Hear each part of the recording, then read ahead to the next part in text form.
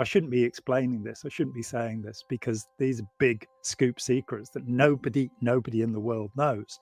When the FBI performed the largest raid in their history on the Washington, D.C. and Los Angeles Scientology organizations in July 1977, they got what is called a red box. The red boxes the contents were to be destroyed if there was a raid. And the Guardian's office let them get the red boxes.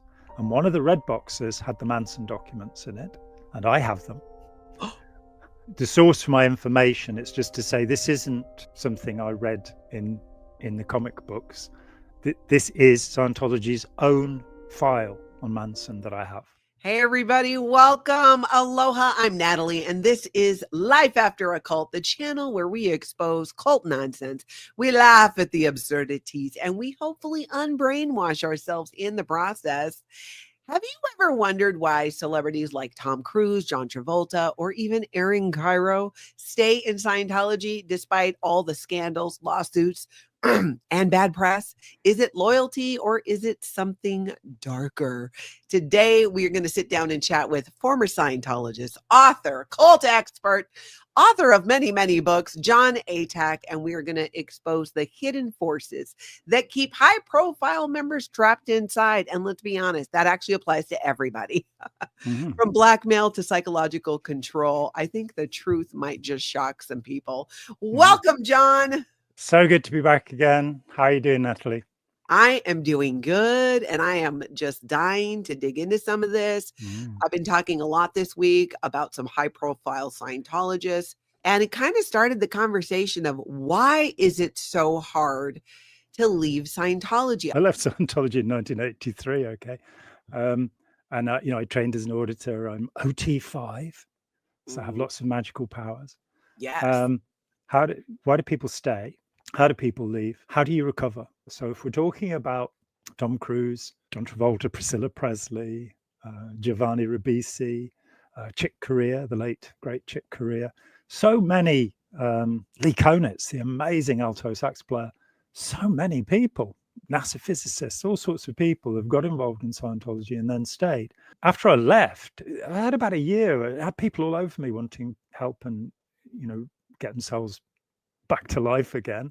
I heard all these horrible stories, I'd never heard about these rice and beans diets. I didn't know about the Rehabilitation Project Force, the kind of slave labor force. And I realized that I'd been protected from all of that, but also that I wasn't meeting anybody who hadn't been traumatized in some way and abused in some way. So there's part one, the idea of trauma bonding, that for the non-celebrity, perversely, if somebody traumatizes you and you let it happen, they have more power and control over you. And Scientology is very traumatic. Yes, for sure. Yeah. There's a lot of shouting, there's a lot of screaming, there's a lot of bullying. And this is expressed through screaming. And that never really made any sense to me. We mentioned Charles Manson before we invited the people in. Because one of the things I'm working on is a book about Charles Manson. And Manson used tone 40. When he was asked how he'd managed to silence a room full of people at a club, a whole room with just one yell, he said it was tone 40. And when one of his devotees asked him, so what's tone 40? He said, it's something they use in the military. No. Oh, that's funny. So he didn't credit Scientology with it. No. Yeah, and for people who might not know, tone 40 it's on L. Ron Hubbard's emotional tone scale, and the emotions have numbers, and this is tone 40. And it was contradictory, because how are you supposed to impinge yet it's serenity of beingness?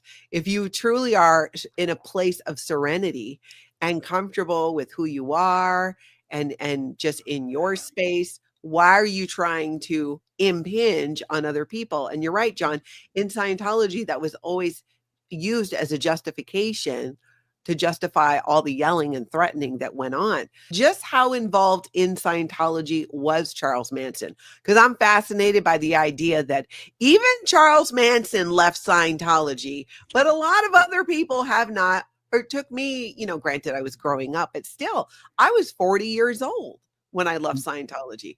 Yet Charles Manson figured it out before I did. Now, granted, I was practically born into it and I had multiple generations of my family in it. But can you fill us in on what is the story? What is the truth about Charles Manson and his involvement in Scientology? He was in prison, and there was a Scientologist called Lania Raymer, which is a funny name, but that's what he was called, Lania Raymer. Forgive me. He'd done what was the Hubbard Professional Auditing course. He'd been certified at the Los Angeles organization back in, I think, 1959, 58, 59. Charles Manson. No, Lania Raymer. Lania Raymer. This is the guy who would give the truth of the tech to Charles Manson. And Raymer, sort of realizing that Scientology was rather expensive and wanting to do some more, thought, how do you make money quickly? What's the quickest way of making money? Robbing banks. So he robbed 2 banks in the same day, and he got caught for both.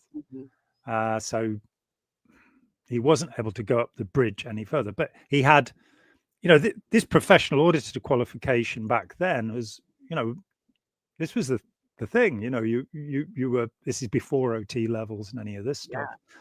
Yeah. So he finds himself in prison, and he recruits a group of 10 people, 10 fellow prisoners, including his cellmate, Charles Manson. Manson is, where are we? This is 1960. Manson's already spent most of his life in institutions from the age of 12. And he's coming up 30. And he, in his autobiography, which he later denied, but he spent 9 years writing it, Manson says he got pretty heavily involved in Dianetics and Scientology. When the FBI performed the largest raid in their history on the Washington, D.C. and Los Angeles Scientology organizations in July 1977, they got what is called a red box. And the red boxes were the contents were to be destroyed if there was a raid. And the Guardian's office let them get the red boxes. And one of the red boxes had the Manson documents in it, and I have them. And by the time the Manson killings started in July 69, went on through August. And just so I'm clear on this, Manson was in prison, got into Scientology, but this was before the Manson family murders? Yes, he comes out of prison in 1967, having spent 10 years in prison, and not his first sentence. The source for my information, it's just to say this isn't something I read in the comic books. This is Scientology's own file on Manson that I have. They knew that he'd done Scientology. They set about changing the story, creating a shore story, as they call it, to suggest that the reason he knew Scientology was because he'd been involved with the Process Church of the Final Judgment, which was a fairly lightweight splinter group from Scientology. All sorts of allegations about them sacrificing animals and things like this have come up. A guy called Maury Terry wrote a book called The Ultimate Evil, in which he said that David Berkowitz, the son of Sam, was a member of the Process Church. It's nonsense. They were just a bunch of silly people, and had nothing to do with Manson. There are other people who did, but nonetheless. So that was purely being said so that there wouldn't be as much of a tie to Scientology. Yeah. So when Charles Manson was in prison studying Scientology, did Scientology know about it then? Is that why they started these red files? Do you know how they found out? No, the red box was after he was arrested. He's arrested at the beginning of December 1969. And Scientology scramble because there's immediately a piece saying that he's involved with Scientology. And so they do a full investigation. They find Lania Raymer. They find out exactly what he did. So the information I'm going to give about the Scientology that he did comes from Scientology's own files. This is not gossip.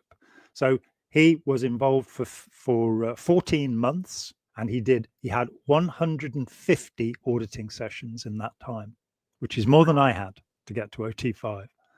So Charles Manson had more Scientology auditing than you did. Yeah. And at the end of that period, and it gets confusing. I read 14 books, 5 of them by ex-members of the family, and nobody says this. None of the biographers goes, the most important thing to know about Charles Manson is that he trained in Scientology and he used the techniques to control people. That's the most important thing about Charles Manson. Scientology knew this. And they created what they called Operation Rawhide. Rawhide? Rawhide. Rawhide. Rawhide. There's a certain comedy to that, which is quite accidental, which is at Spahn's Movie Ranch, where Manson's group lived most of the time, was actually where Rawhide with Clint Eastwood was filmed. So there you go. I don't think Scientology knew that. I think it was just one of those incredible psychic things, But so he, reading all of this stuff and going through it, what I discovered was that I know exactly what Scientology processes were used on him, because I found the course that Lania Raymer did in 1958. So I know that it was as a consequence of Scientology that Charles Manson came to believe that he was the second coming of Jesus Christ. Do you think this is because in Scientology auditing, because you go earlier, similar, so you can go back to earlier lifetimes and identify as somebody in the past, and a Scientology auditor will never tell you that's wrong. So if I'm tracking with you, Charles Manson is in prison. His prison bunkmate turns out to be a Scientologist who landed himself in prison. This then prison Scientologist audits Charles Manson, who ends up getting more auditing than you. And throughout the auditing, Charles Manson realizes that, oh my gosh, I'm Jesus Christ. Well, it's very specific. And the day it happened, I pulled this material together. You have to go all over the place. But I pulled this material together. I found the specific process, which I think is the one that did it. It's not one that was used during my training. It had dropped out. Bearing in mind that there are like 2,000 auditing processes now, but there have been about 10,000 over the years, because it doesn't work. So you have to keep thinking of something else and saying, oh, this will get you clear. This will get you exterior. This will get your intention to the point where, you can intend that Jon Atack's voice will never be heard again, and it will never be heard again. But here we are. It's not working, is it? Scientology doesn't really work.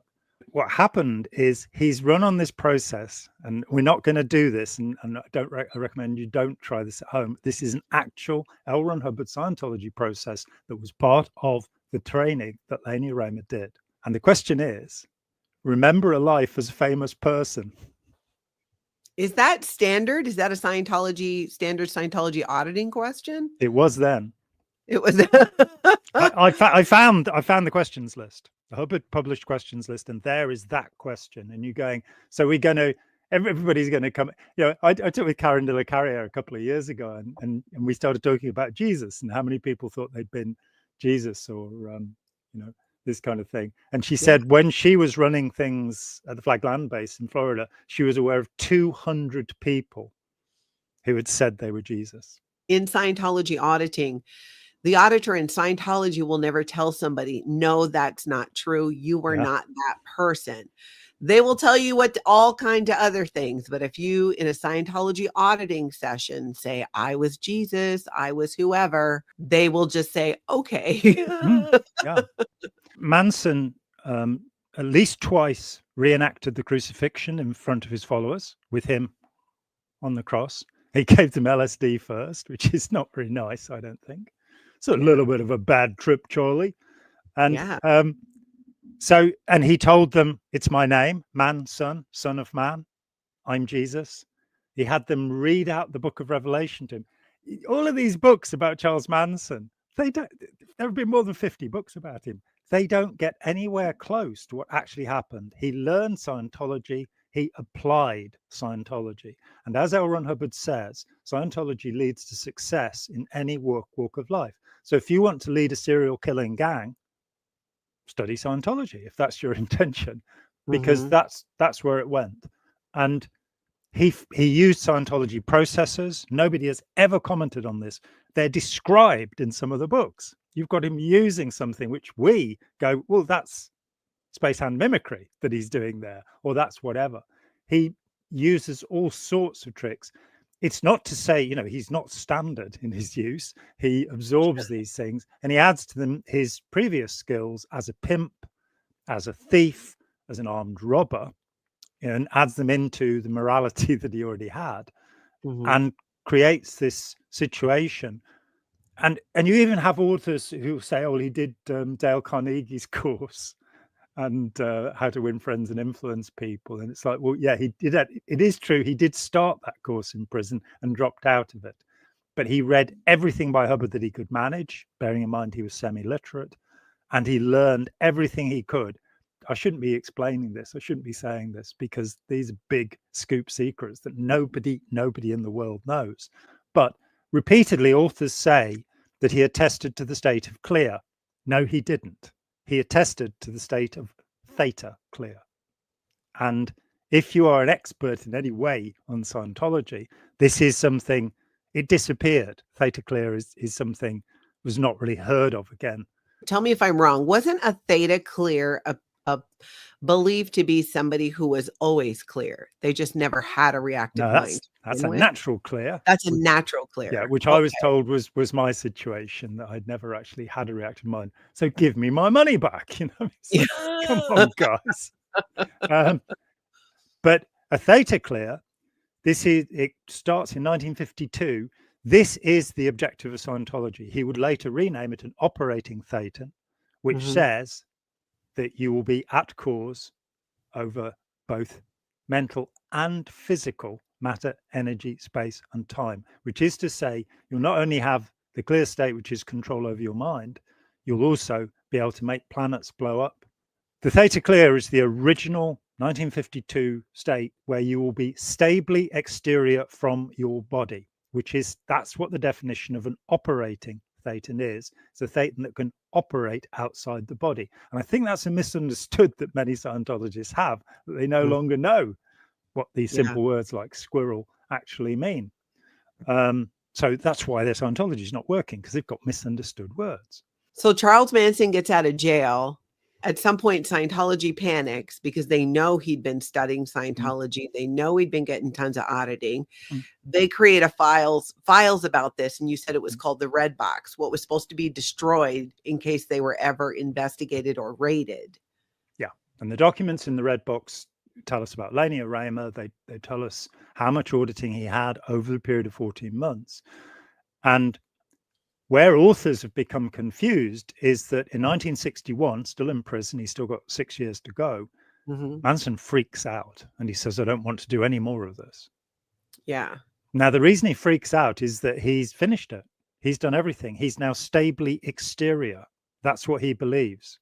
Yeah. Now, there is a psychiatric term for this, oddly enough, called what is depersonalization, where people think they're outside their bodies. Yeah, the test of it, and I asked hundreds of people after I left Scientology, of course you do, have you ever been exterior? And people say, well, yeah, I had this feeling that I was kind of, yeah, but could you perceive from the outside? I met two people who said they could. Yeah. One of them said she did it as a child before she got into Scientology and was never able to do it again. And the other was Otto Rose, who actually did the original OT8 course. But Otto did that, and he told me there'd been, and he was Ron Hubbard's auditor, and he was one of only 5 people trained to class 12 by Hubbard. You know, so he's as high as you get before Hubbard threw him out. He said he'd been exterior once and had perception, and then he ruined it because he told me that he'd seen the Apollo, the ship, split in half while he was exterior. And you're going, no, it's got to be perceiving things that are really happening for it. Yeah. To be true. Yeah.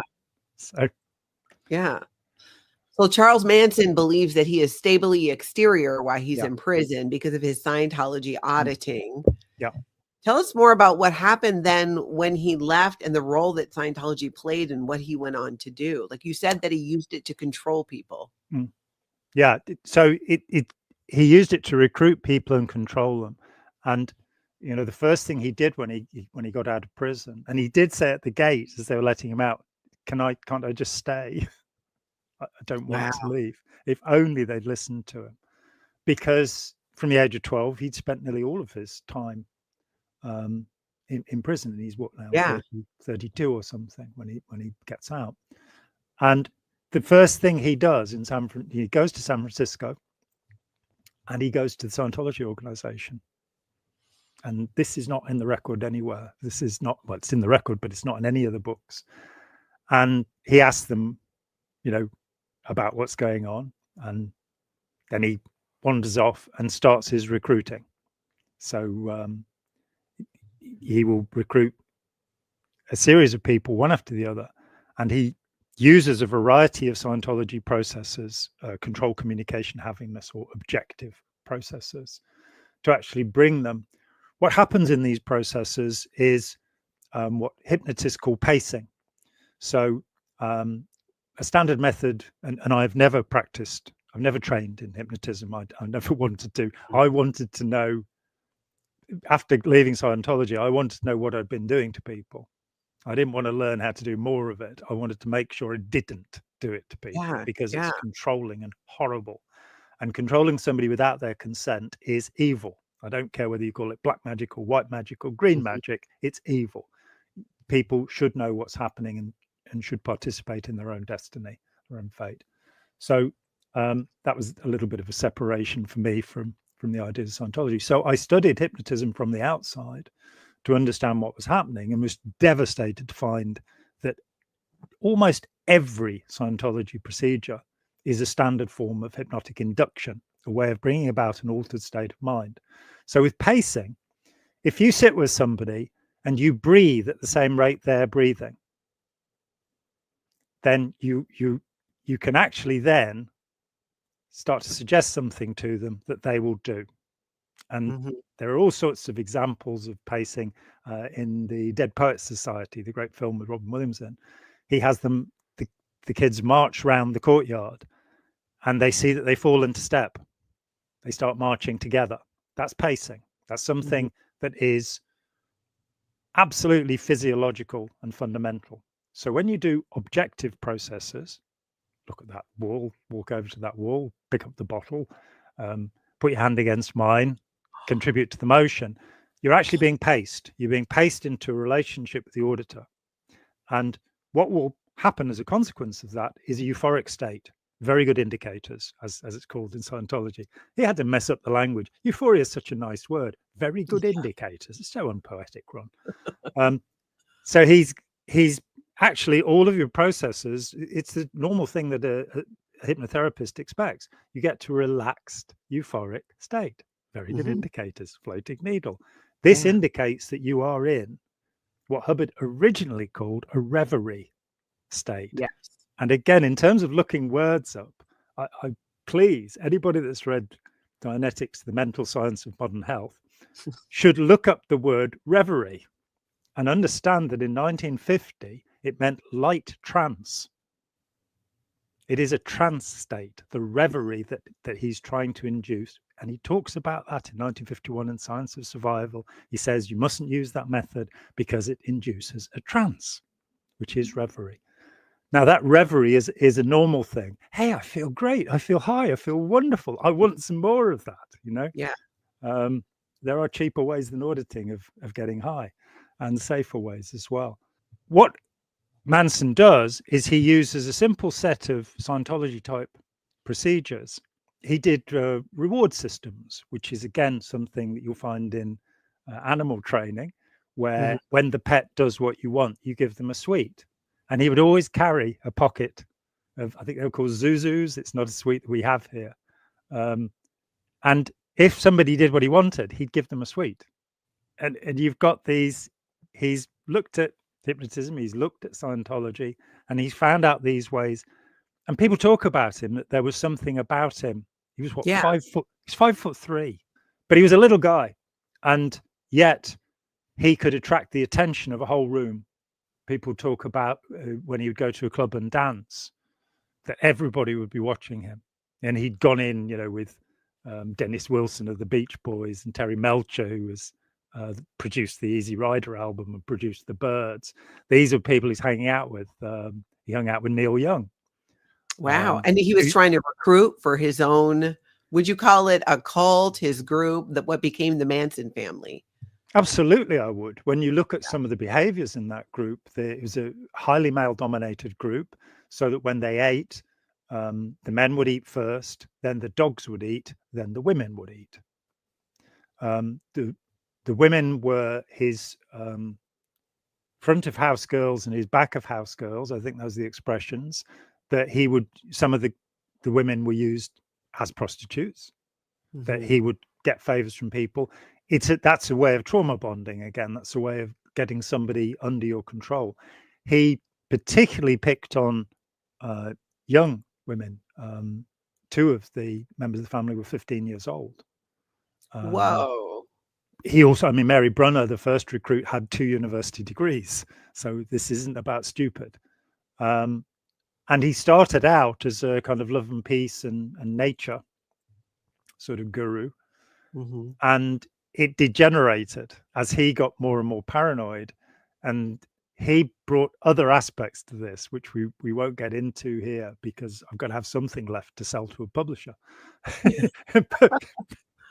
but there is a point, there's a significant point in August of 1968 where he goes into the Los Angeles organization and says, "Is there anything new?" And they say, "Yes. Ron's just released Operating Thetan Levels. These new things, 1, 2, and 3. They are available in Great Britain." And we know that Manson, and they're living out of dumpsters. They're getting their food out of dumpsters. But he put together the money for 3 of his people to fly to England. And they got their destination wrong. The Hubbard Association of Personal Integrity, HAPPY, was in Edinburgh in Scotland. It's where David Mayo and Captain Bill and various people worked. That's where OT3 was released to the public. Their guy ended up going to St. Hill. And we have the record. He worked there. We have an address for him when he flew back, and he would later commit one of the murders. So Charles Manson had one of his people he recruited go to Scientology St. Hill in England with the intention of doing the upper confidential levels, but the intention of obtaining the upper levels, I think that was the idea. And he ended up going to the wrong organization. They caught him smoking a joint and threw him out, and he caught a plane back.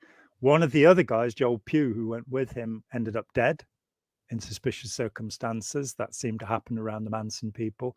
And the third person just disappeared, just into the woodwork. But so you have all of these associations with Scientology, and I'm absolutely confident that without Scientology, the Tate-LaBianca murders would not have happened. How do you think that Scientology made the difference in that way when it came to Charles Manson doing, putting together his family cult group and then going and, planning or executing this type of crime?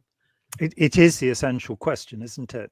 As he was, and from his own descriptions of himself, he was withdrawn, shy, frightened, and then he did Scientology.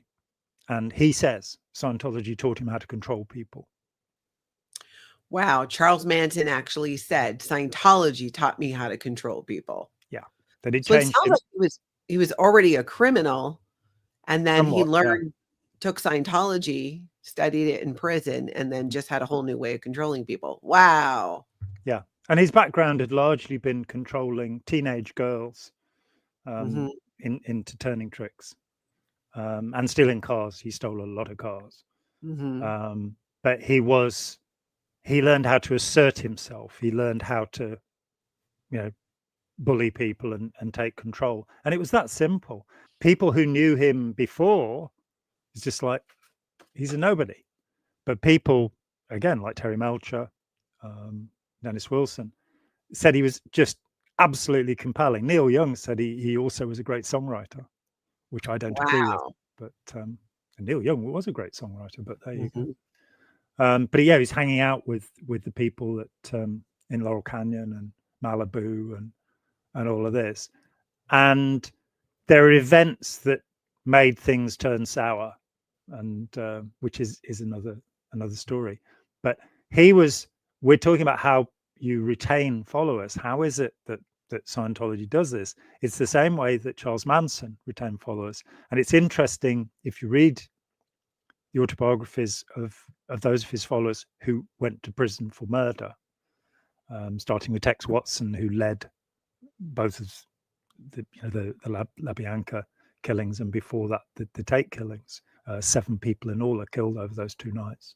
With him, with Patricia Krenwinkel, with the other Susan Atkinson, you find that about 5 years after the events, every one of them suddenly realized what they'd done. And until then, 5 years after. Yeah, 5 years after they go to prison, they seem to spontaneously, I mean, there is some contact between them, but they seem to spontaneously realize that what they did was absolutely evil. Whereas at the time, Susan Atkins, when she is just about to kill Sharon Tate, who is 8 months pregnant, says, "Spare the baby." And she says, "I stopped and I thought about it, and then I decided not to, and then I licked the blood from the knife." They've been brought to a state of complete indifference to other human life.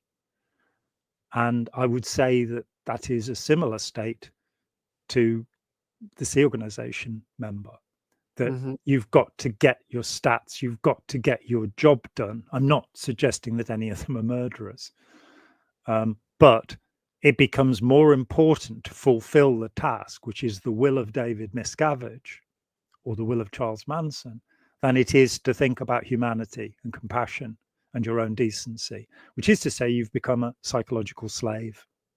You no longer make decisions. You no longer decide what to do. You go, what would Ron do? Or, one of these awful things. So you've submitted. You've given yourself in to a leader, which happens in military situations, of course. In this case, it meant that people followed the will of Charles Manson. There was a documentary called, I think, Making Manson, and I did a little 10-minute video critiquing it. The people, just a few months ago, people came to me while they were making it. And I said, "I've got all this stuff." And they said, "We don't want to pay you." And I said, "Look, come on. I've spent a year working on this. You want to take all my stuff so I won't be able to do anything with it?" No. And the reason they couldn't pay me was because they'd already paid this guy probably quite a large amount of money, who had 18 years of recorded phone calls with Manson. And they believed the stories that Manson told, which are in absolute contradiction with reality, and put out 3 hours of documentary with the fundamental idea that Manson didn't incite his followers to commit murder. And they'd even managed, the first victim at the Tate house was a young man called Stephen Parent, who was 19. And he just happened to be in the way. He'd gone to see the janitor to sell him a clock radio, and he was leaving. Tex Watson got him and killed him. His little brother, who was 13 at the time, is interviewed throughout this documentary. And they persuade him, because he says, all I wanted to do, it ruined my family. My parents became alcoholics. Everything was destroyed with the killing of my brother. And so all I wanted to do was commit a crime so I could get into the prison where Manson was and kill him. And they managed to, which is probably not a good idea, they managed to convince him that Manson wasn't responsible. And who convinced him? The film crew, the documentary makers. What? Yeah. Was this the documentary that was just on Netflix? It could, yeah. I'm not sure if it's been on Netflix. I saw it was on Peacock or some channel. But yeah, 3 hours called The Making of Manson, I think. And as I say, on my channel, if you just look at Manson, I've done 3 or 4 videos about him. But there's one, just a 10-minute video where I say one point after another what they got wrong in this documentary.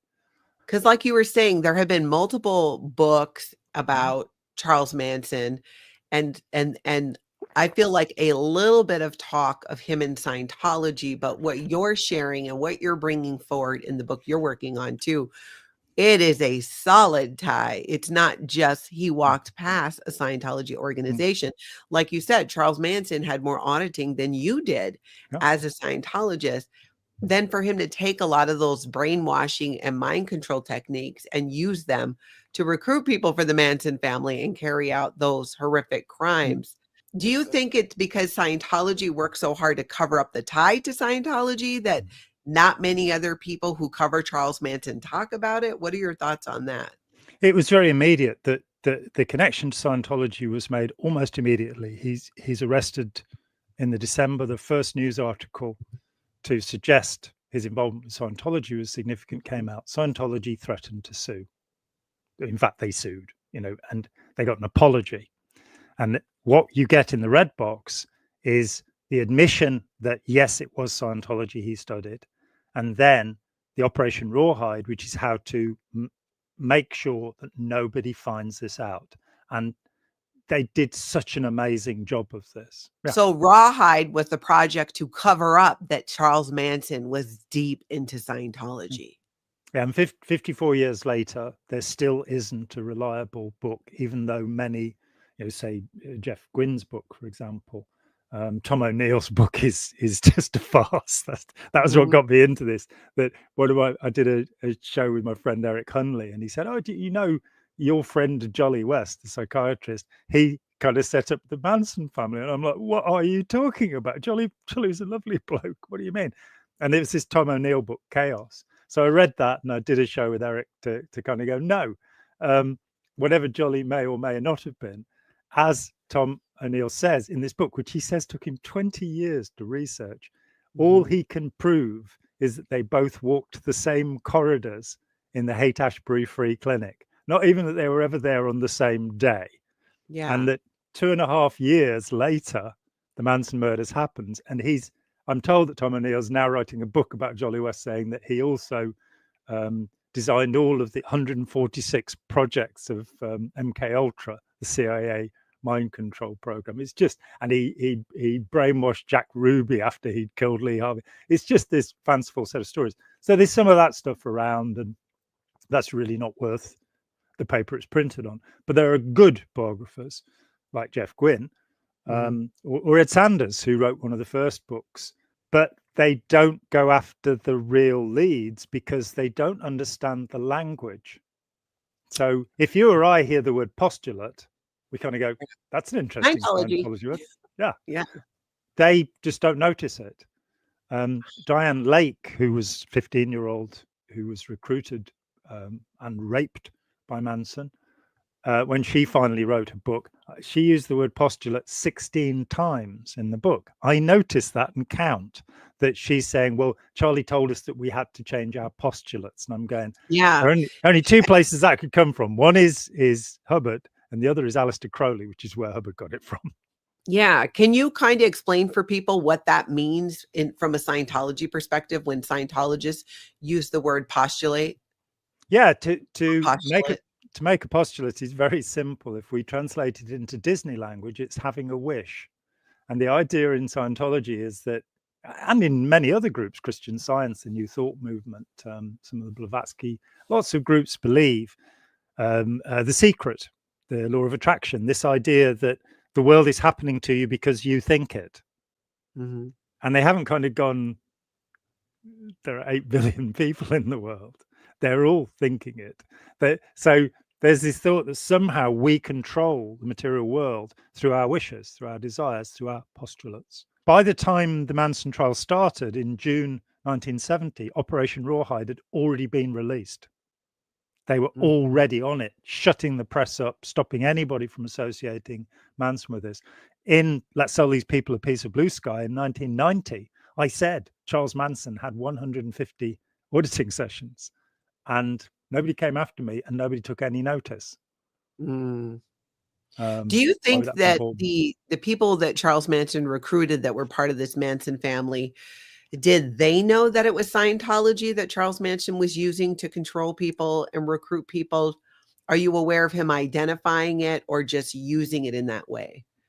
The Red Box files say that two, Clem Grogan, and what's his name, Bruce, his surname is going from, he was convicted of the last murder of Donald Shorty Shea, and he was the guy that was sent to St. Hill.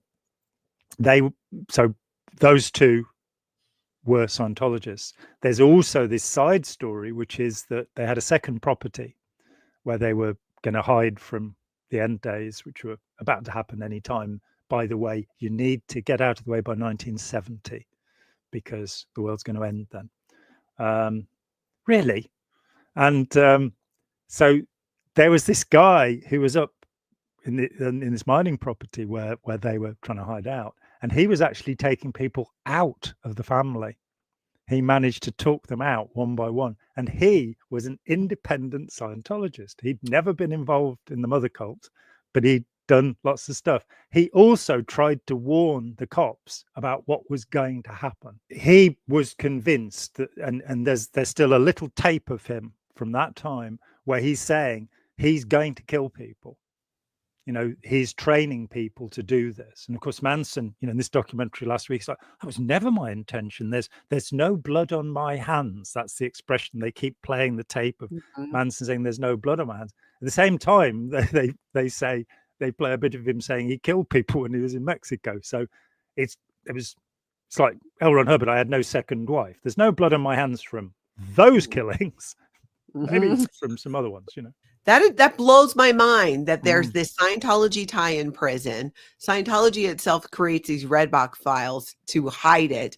And then there's an independent Scientologist, so somebody practicing Scientology outside of Scientology, otherwise known as a squirrel by Scientology, that tried to actually warn law enforcement, be like, this guy and his people are going to kill someone. Did he also share that? And they're using Scientology. Well, you see, of course, he thought Scientology was a good thing, and he was using, this is the weird thing, he was using Scientology procedures to get people out of the family. So he's using an auditing techniques to get people out, and was very successful. I think he got 4 people out. And just to give some sense of it, the family, about 100 people were involved, all in all, and about 30 of those could be thought of as core members. In the end, 5, 6 of them go to prison for the horrific things they did. Well, if they managed to silence the media on that, what other atrocities have Scientologists committed? You know, we know about Danny Masterson and 1 or 2 other people, but what other things have they covered up? Because everything they've been found out on, there are probably 10 things where they got away with it. Yeah, that's true. I don't doubt that. These red box files. So these were discovered when the FBI raided Scientology in DC and in LA. Yeah, which also led to 11 Scientologists, including the wife of L. Ron Hubbard, being sentenced to prison. Yes. So if this was discovered then by the FBI, then it's been known this whole time by the FBI that Charles Manson was a Scientologist, and that's how he learned how to control people and recruit them for his cult. Well, they didn't put those pieces together. I mean, because they don't understand the terminology. Exactly. When they're reading it. Oh my God. This is why it is so important for former Scientologists who are willing to talk about Scientology to talk about Scientology. Because there are so many law enforcement people in government. I mean, Danny Masterson, that trial was a good example. The first time, the second time when Claire Headley got involved and was able to explain, hey, you need to understand the terminology of Scientology and how it works. So once again, what I'm hearing is, and maybe that's why cults and why L. Ron Hubbard creates a whole nother language, because it's harder to figure out what happened. So the FBI had this in their possession, but didn't understand what it actually meant. Is that what you're saying? That's exactly what I'm saying. I actually feel right now like I could turn and throw up in the garbage. It is, but it's so important. And we are going to continue having these conversations, even though they make me want to crawl out of my skin sometimes, just finding out more of the truth. I so appreciate that you're willing to do this and share this, because you are a wealth of information. Everybody, make sure you head over and you follow Jon Atack there.